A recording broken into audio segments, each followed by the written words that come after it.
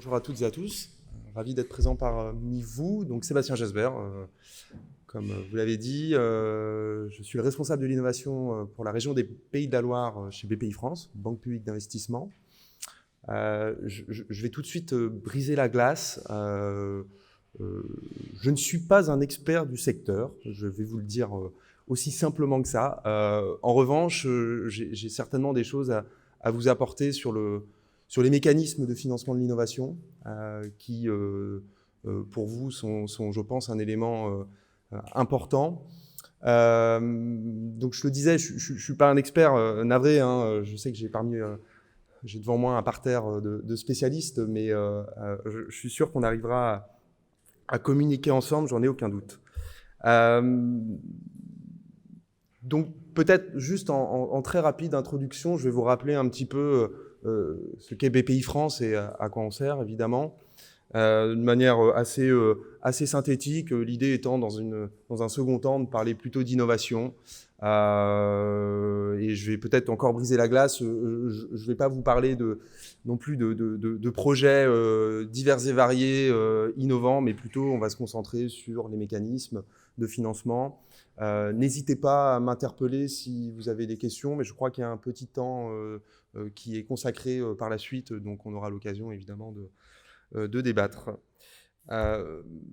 Très rapidement, comme je le disais, donc BPI France, banque publique d'investissement, créée il y a maintenant 10 ans, et qui était le rassemblement de structures déjà existantes, dont une très spécialisée sur l'innovation, dont on ne donne plus vraiment le nom, mais qui, je peux le rappeler encore, était l'ANVAR. État, Caisse des dépôts, un peu les régions et structures privées bancaires sont au capital, évidemment. On a différents métiers, le financement traditionnel qui s'apparente à du financement bancaire pour des entreprises de toute taille, de tout secteur d'activité. Et puis, on a également le financement de l'innovation, bien entendu, mais on va en reparler dans un second temps. Un métier d'accompagnement aussi qui est assez récent encore aujourd'hui et qui a aujourd'hui beaucoup de sens, j'en ai bien l'impression. On est également un investisseur de premier rang au capital des entreprises, soit de manière très directe, soit de manière indirecte, en ayant des participations dans différents fonds d'investissement en France. Ce n'est pas un sujet sur lequel je vais forcément m'épancher, mais si vous avez des questions, on peut évidemment en parler, pas de problème. Et puis, on a un rôle assez important aussi dans l'accompagnement et le financement des entreprises à l'export, avec notamment un partenaire clé qui est Business France et avec lequel on collabore depuis très longtemps pour accompagner les entreprises française. Évidemment, ce ne sera pas le sujet non plus prioritaire du jour, mais je suis à votre disposition pour en discuter, bien entendu. Voilà, bon, je le disais, on est un réseau assez bien dispersé sur tout le territoire national, avec près de 50 implantations, une centralisation des décisions qui est, et c'est une chance, je crois, très régionalisée, ce qui permet d'avoir une certaine forme de réactivité, ce qui est une chose pour nous importante, parce qu'on sait très bien que les entreprises, les porteurs de projets ont besoin d'aller vite. Donc on essaye de les suivre. On ne garantit pas toujours la réussite, mais on s'accroche en tout cas pour pouvoir le faire du mieux qu'on peut. Bon, je vous épargne l'organisation plus en détail. Voilà. Je l'ai dit tout à l'heure, alors ça permet peut-être de poser un petit peu les choses, et visuellement aussi pour vous, ça a peut-être du sens, mais voilà, on est vraiment sur une gamme complète de financement, de la création jusqu'à des entreprises de très grande taille, cotées en bourse ou non. Et on essaye de les accompagner en fait avec des mécanismes de financement, soit publics, soit pas forcément publics, justement. Et c'est un peu tout le sens de BPI, Banque Publique d'Investissement, c'est qu'il y a vraiment des outils purement bancaires. En fait, on va très simplement, pour vous dire les choses, lever de l'argent sur le marché interbancaire, très classique comme un établissement bancaire. Et puis, il y a la partie publique, et c'est ce sur quoi on va peut-être un petit peu plus se consacrer dès à présent, à savoir le financement de l'innovation. Il n'y a pas que ça de public chez BPI France, hein, d'autres métiers, hein, mais on pourrait y revenir si vous avez des questions, bien entendu. D'abord, l'innovation, on essaye de la qualifier, évidemment. Il y a beaucoup de critères. Souvent, on nous pose la question, est-ce que c'est innovant? Bon, comment répondre à ça? Eh ben, en fait, on considère, si vous voulez, que l'innovation, c'est pas juste inventer un nouveau produit ou voilà, de manière très classique. Non, c'est un processus aussi quand même qui peut être long et qui ne s'apparente pas que à des startups. Je ne sais pas si je fais bien de le dire devant vous, mais il y a plein d'entreprises très classiques sur des secteurs très classiques et qui innovent au quotidien. Et pour autant, l'intensité, le degré d'innovation est évidemment pas le même. Bon, bah, nous, notre rôle, c'est de s'adapter à ça. Au-delà des outils propres dont on va évidemment reparler, mais c'est vraiment essayer de capter un peu la sensibilité, le niveau de l'entreprise ou du projet en regard de ce qu'on appelle l'état de l'art. Je pense que je ne vous apprends rien, mais c'est des choses assez classiques dans l'innovation. En gros, nous, on n'a pas de parti pris et toutes les innovations sont intéressantes à regarder. En fait, ce qu'on fait, c'est qu'on adapte les dispositifs, on adapte peut-être les montants qu'on va y associer, mais notre rôle, il est vraiment de répondre le plus souvent possible et du mieux qu'on peut à toute forme de demande et si elles sont un tant soit peu innovantes. Donc ça peut être évidemment de l'innovation de procédés, de l'innovation de produits, vraiment de l'innovation très technologique, on pourra y revenir et c'est quelque chose, je pense, sur lequel vous êtes particulièrement sensible, mais la deep tech notamment, c'est un terme aujourd'hui qu'on entend un peu à toutes les sauces, hein, c'est clair. Pour autant, on sait quand même ce qui se cache derrière et l'intérêt qu'il y a pour des startups, certes, mais aussi pour le monde plus industriel peut-être. Et comment faire matcher tout ça, c'est un sujet qu'on regarde de près, bien entendu. Voilà, donc ce qu'on va étudier en fait dans une innovation, c'est les étapes. Où en êtes-vous dans le projet? Quels moyens vous pouvez associer à ce projet? Et en parallèle, on va vous répondre, bah voilà, nous, on peut faire ça, on peut faire ça, on peut faire ça. Maintenant, est-ce que vous êtes prêt à faire, est-ce que vous êtes sûr de faire ce que vous allez, ce que vous, en tout cas, vous nous dites vouloir faire? On essaye d'avoir un niveau d'expertise qui peut parfois nécessiter de faire appel en fait à des expertises externes également. Ça, c'est quelque chose d'assez classique dans notre métier. C'est pas le quotidien non plus, mais on reste en région, on reste des petites équipes, faut le savoir. On est pluridisciplinaire. Par moment, ça nécessite quand même d'aller chercher des compétences en externe pour s'assurer vraiment que le projet en question en vaut la peine parce que si on parle de budget, on y reviendra, il y a des grands écarts, clairement. Voilà, donc vraiment une logique d'associer des dispositifs à une temporalité et surtout quand même un critère s'adapte, comme je le disais, à l'innovation. C'est vraiment quelque chose qu'il faut avoir en tête. Donc on peut classer l'innovation selon différentes choses. Évidemment, est-ce qu'on est sur une innovation incrémentale, une innovation radicale, une innovation de rupture? Est-ce que c'est une innovation technologique? Est-ce que c'est une forme d'innovation sur un marché bien spécifique?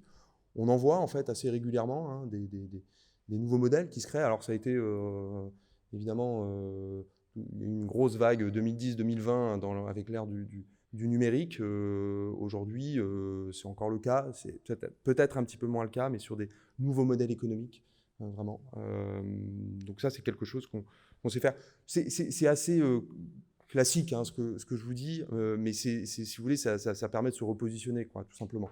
et de savoir où on se situe par rapport à notre grille de lecture, très simplement.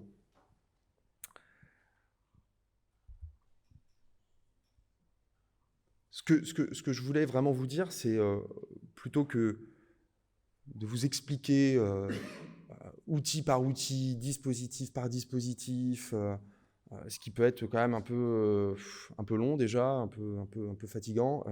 En fait, le message, c'est vraiment de se dire pourquoi innover et comment je peux me faire accompagner.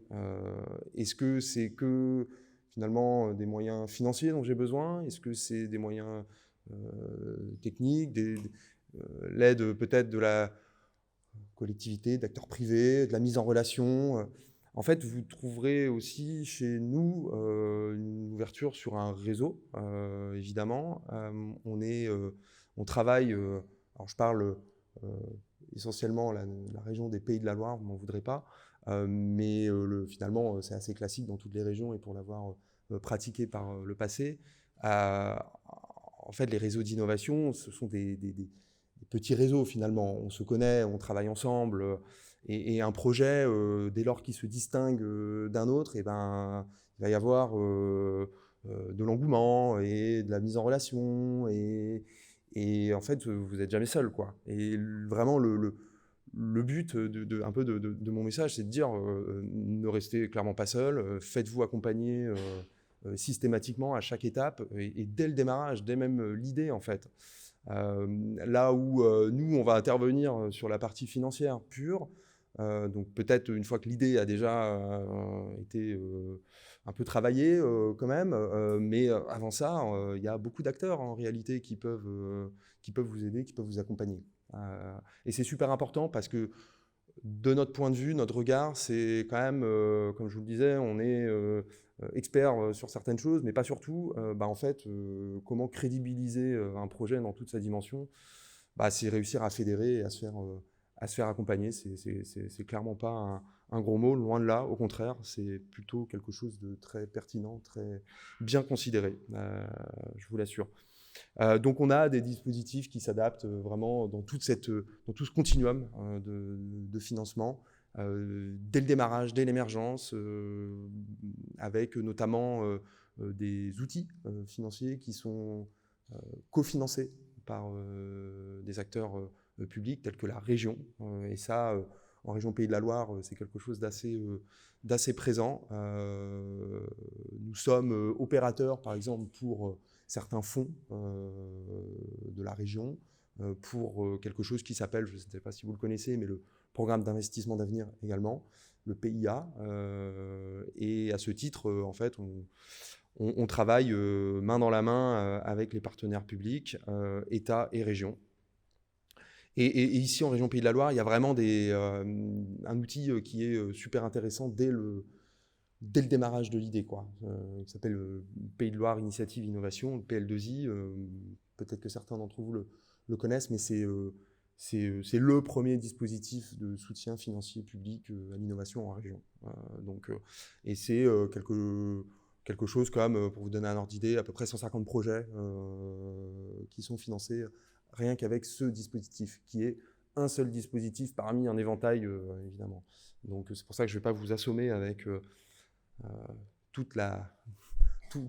les outils. Ce qu'il faut peut-être aussi comprendre, c'est qu'on va distinguer deux grandes formes de financement, en fait.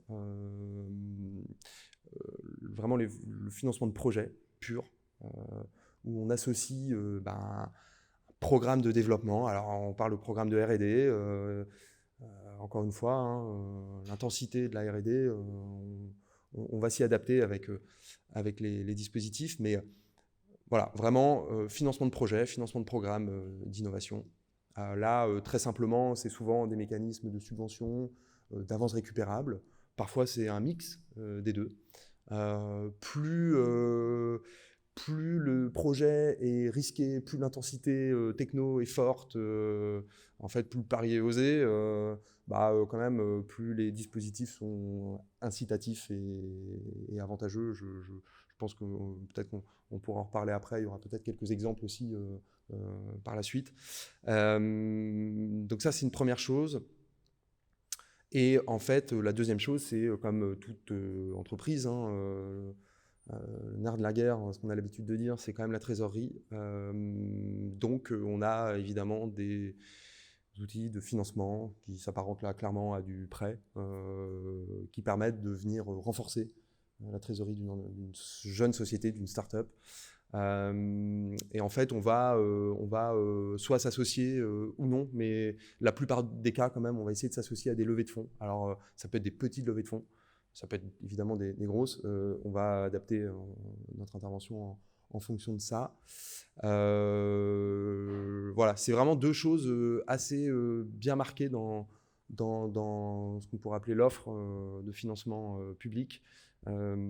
C'est les outils purement d'aide qui financent du projet et le financement de la trésorerie, qui sont très vite dans l'émergence d'une société, d'un projet, deux choses intimement liées quand même.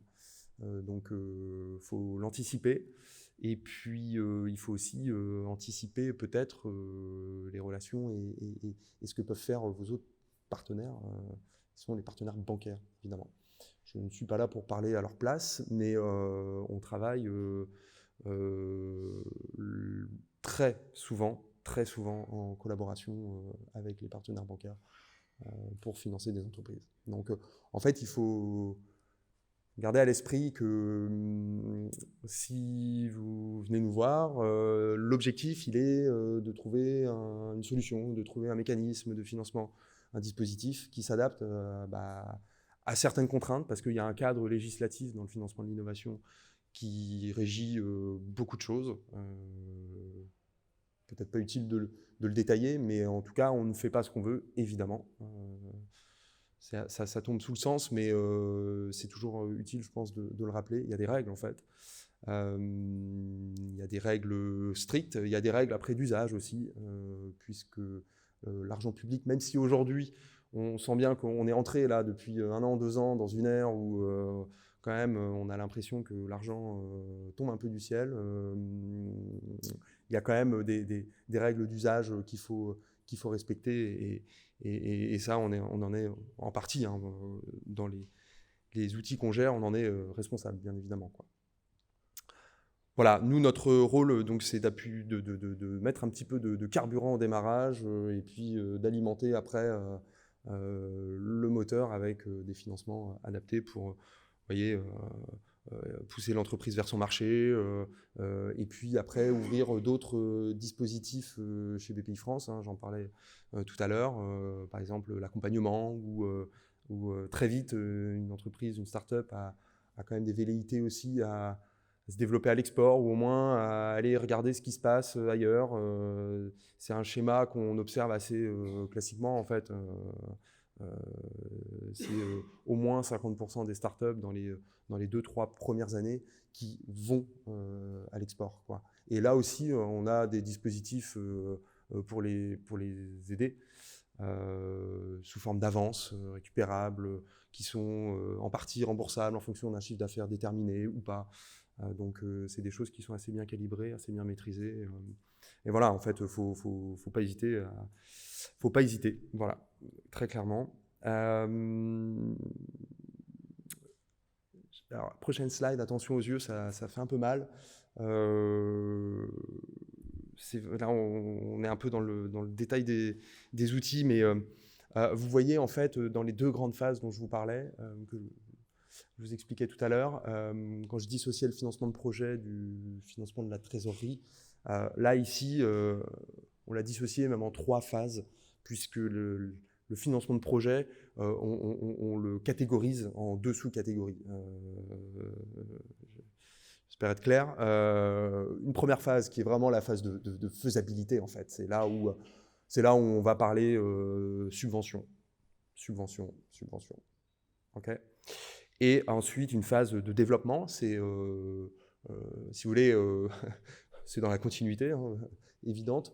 Mais l'idée, c'est que en fait, le projet, il a été dans sa dimension juridique, technologique, approche un peu business model, marché, ça a été déjà dérisqué. Voilà. On veut vraiment, avec la faisabilité et la subvention, permettre à des entreprises ou à des porteurs de projets de se donner toutes les chances de réussir le coup d'après, c'est-à-dire l'étape de développement.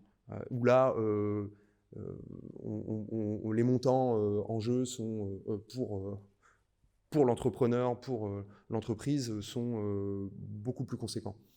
Donc c'est important de passer par cette phase au préalable. Et il faut en profiter parce que, je vous le disais, c'est de la subvention et ça permet vraiment de dérisquer le projet. C'est l'objectif, quoi. C'est à ce moment-là qu'il faut prendre le plus de risques. Donc, en résumé, vous l'avez compris, hein, plus on va dans l'avancée d'un projet, plus les outils sont financièrement conséquents, plus on s'éloigne de l'approche subvention. Ça, c'est dans l'approche, encore une fois, très classique des financements d'aide à l'innovation plutôt régionaux, ce qu'on fait dans 80% des cas, par exemple, en région Pays de la Loire. Ça vous a peut-être pas échappé, mais depuis un an, depuis la mise en place en fait, et le lancement du plan France Relance 2030, beaucoup d'appels à projets ont émergé à l'initiative directe de l'État, en réalité, où BPI-France est opérateur, c'est-à-dire gère pour le compte d'eux. Il y en a beaucoup, il faut les suivre, c'est assez complexe. Aujourd'hui, tout est centralisé au niveau des instructions, tout est centralisé à Paris. Nous, localement, en région, et avec les services de l'État également présents en région, on a pour rôle, en fait, si vous voulez, de pousser les projets qui nous paraissent les plus pertinents. Pour autant, l'arbitrage, la décision, elle est à l'échelle nationale. Et la mise en concurrence des projets, c'est là où je voulais en venir, est nationale. C'est-à-dire que lorsque vous sollicitez des dispositifs régionaux, un peu sur étagère, comme je viens d'en parler, vous avez un rapport direct en fait avec nous. Dès lors que vous êtes sur des appels à projets nationaux, et encore une fois, il faut le faire parce que les montants, les enjeux sont hyper avantageux, hyper intéressants, mais vous êtes en concurrence directe en fait avec tous les projets nationaux de l'appel à projet. Ce qui n'est pas en soi un mal, hein. Du coup ça lève aussi le niveau de sélectivité, puisque les projets sont quand même globalement très bons. Mais les dispositifs de financement sont généralement plus incitatifs également. Donc il faut en avoir conscience, en réalité, dès lors que vous postulez à un appel à projet national. Ça peut prendre plus de temps aussi, ça fonctionne sous un principe de relève. Alors ça peut être trimestriel, semestriel, ou parfois même une fois dans l'année. Donc ayez-le en tête. C'est des choses que je pense aborder peut-être dans ce slide. Alors, j'aborde plutôt les dispositifs vraiment purement dédiés à de la création, là, tel que le concours ILAB, par exemple, qui a une certaine réputation, puisque c'est un des plus anciens, et qui a lieu, pour le coup, une fois par an. Et encore une fois, avec un niveau de sélectivité qui est quand même important, hein, puisqu'il est à l'échelle nationale.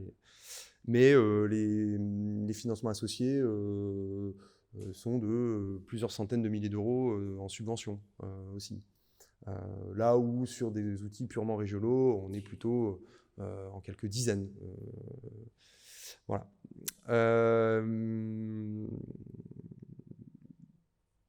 Peut-être quand même un petit focus sur la deep tech, puisque aujourd'hui, et dans des métiers assez techniques, c'est quand même quelque chose sur lequel, en tout cas, on est très attentif. Et en fait, notre rôle est non pas d'évangéliser, mais c'est vraiment d'essayer d'aller au contact en fait, des porteurs de projets. C'est aussi pour ça que je suis ravi d'être parmi vous, d'experts de certains milieux qui peuvent tout cas qui peuvent avoir beaucoup de liens avec le monde académique. Et ça, c'est un des critères assez forts de la deep tech en France, et qu'on veut en fait faire émerger de la création d'entreprises issues du milieu de la recherche. Et je pense que vous êtes assez bien concernés. Et en fait, il y a assez peu de dispositifs. Le parcours de financement d'une entreprise, d'une start-up deep tech est finalement assez simple. Contrairement à ce que je viens peut-être de vous évoquer avec beaucoup de dispositifs en parallèle, mais c'est notre rôle hein, de vous dire comment on va faire les choses. Aujourd'hui, la deep tech, c'est quelque chose qui existait qui était assez présent il y a 20 ans, un peu moins ces 10 dernières années. On a un peu perdu ça de vue, avec notamment l'avènement du numérique, je le disais déjà tout à l'heure. Aujourd'hui, on se rend compte que sur des enjeux de souveraineté nationale et un peu de reconquête industrielle, et ben en fait, on a besoin de remettre beaucoup d'innovation dans les rouages, et c'est bien pour ça qu'aujourd'hui, les outils qui permettent de financer les entreprises deep tech sont en train d'émerger. Je pense qu'on est encore presque qu'au début, quoi, en tout cas. Voilà. C'est vraiment quelque chose sur lequel on est très attentif. Et en fait, ça fait un peu la transition avec une plateforme qui a été mise en place et c'est pas la seule, hein, mais c'en est une sur laquelle je pense que c'est intéressant de focaliser un petit peu. Tech in Fab, c'est vraiment l'objectif de mettre le milieu de la tech avec le milieu de l'industrie, quoi, en fait, et de faire matcher ces deux mondes qui ont tout intérêt, en tout cas des intérêts convergents à travailler ensemble, à collaborer, à se connaître, à mieux se connaître. C'est très important, et je pense qu'on est tous acteurs de ça. Vous comme nous, et comme les industriels aujourd'hui sont dans l'attente. Donc allez-y, quoi, clairement. Merci.